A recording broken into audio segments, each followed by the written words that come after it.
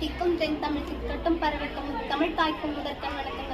தூக்கி பள்ளியில் என்று பயிலும் பயிலுதான் நாடு காக்கும் தலைவனாய் நாள விளங்கப் போகிறேன். எதிர்கால குலத்தில் நீச்சல் போட்டு நிறுத்தம் நான் பேசிட எழுதிட பெருந்தினை புரிந்திட நடுவரவர்களே, ஆசிரியர் பெருமக்களே, வருங்கால தூண்களே, எதிர்கால நீங்களே, ஆண்டோர்களே, சான்றோர்களே போன்றவர்களே, வையகமே வானகமே, என்னை வாழ வைத்த தமிழகமே, அனைவருக்கும் என் முத்தான முதற்கண் வணக்கத்தை தெரிவித்துக் கொள்கிறேன். கற்கை நன்றே பிச்சை புகினும் கற்கை நன்றே என்ற அவ்வையின் வாக்குப்படி பள்ளி வந்த பிள்ளைகள் பசியார பிச்சை எடுக்கவும் தயங்க மாட்டேன் என்று சொன்ன தலைவர் காமராஜர் அவர்கள் தமிழகத்தில் கல்வி வளர்ச்சிக்காக ஆற்றிய சிறப்பான தொண்டுகளை போற்றும் வகையில் அவருடைய பிறந்த நாளான ஜூலை மாதம் 15ஆம் தேதி கல்வி வளர்ச்சி நாளாக கொண்டாடப்பட்டு வருகிறது.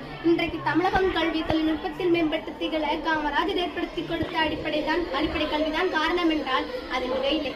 காமராஜர் அவர்கள் 1903ஆம் ஆண்டு ஜூலை மாதம் 15ஆம் தேதி விருதுநகரில் இவருடைய தந்தை பெயர் குமாரசாமி, தாயார் சிவகாமி அம்மையார். அவர் ஒத்துழையாமை இயக்கம், அந்நிய துணி எதிர்ப்பு, சட்ட மறுப்பு இயக்கம் போன்ற போராட்டங்களில் ஈடுபட்டு 9 ஆண்டுகள் மக்களுக்காக சிறை சென்றுள்ளார். தமிழகத்தின் முதல்வராக 1954இல் பொறுப்பேற்றுள்ளார். எழுத்தறிவித்தவன் இறைவனாவான் என்பதற்கிணங்க இலவச கல்வி, மத்திய உணவு, சீரடை என கல்வி வளர்ச்சி ஒன்றே நாட்டின் வளர்ச்சி என கருதி செயல்பட்டதால் கல்வி கண் திறந்த கடவுளாக போற்றப்படுகிறார் பெருந்தலைவர் காமராஜர். காமராஜரின் ஆட்சி காலம் தமிழகத்தின் பொற்காலமாகும். காமராஜர் அவர்கள் தன் குருவான காந்தியின் பிறந்த தினமாக அக்டோபர் 2, 1975இல் காலமானார்.